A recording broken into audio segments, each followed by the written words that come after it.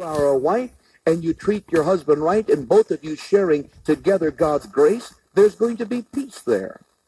If you're a person who understands employment and you allow God to touch your life and you get to work on time, you do your job as you ought to, you demonstrate your ability to do it well, you're going to have peace with your employer and you're going to have promotion. Why? Because you are thoroughly furnished.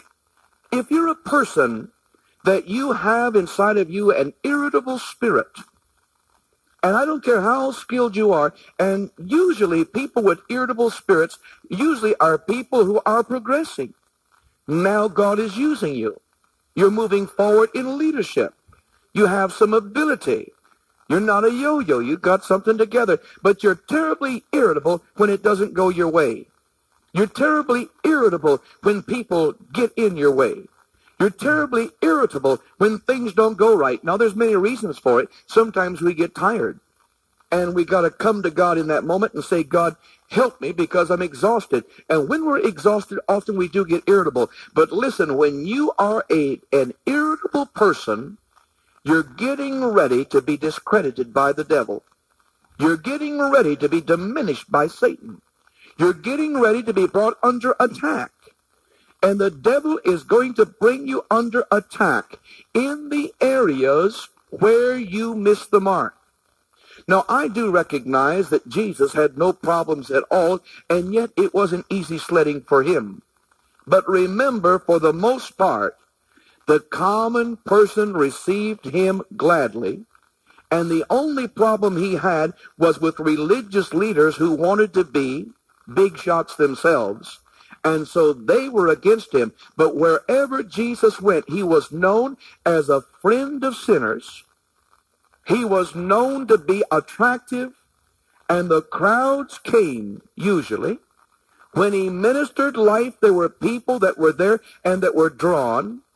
And he says to us as well, as the serpent was lifted up in the wilderness, and I, if I be lifted up, I will draw all men unto myself. And that unto him shall the gathering be. And while he went through a time that was necessary for his sacrifice on the cross of Calvary, Jesus Christ has always been an attraction and always will be. On the day of Pentecost, we find an ingathering of the saints. God added to the church daily such as should be saved. As the word of God continued, the word of God multiplied, and the saints of God multiplied. And it wasn't long until it spilled out of Jerusalem into Judea and Samaria and unto the uttermost part of the earth. And that same power is ours today if we will let God be the God of peace that brings peace, not by causing us to bury our head in the sand, but brings peace by bringing us to the place of perfection, where we can look and economically we can handle it, morally we can handle it, mentally we can handle it, emotionally we can handle it, in every way we can handle it. That's when peace is established. If you can't handle your job, you're not going to have peace where you work. If you can't handle the requirement of marriage, you will not have peace. If you can't handle the requirement of a Christian experience, the devil will jump all over you.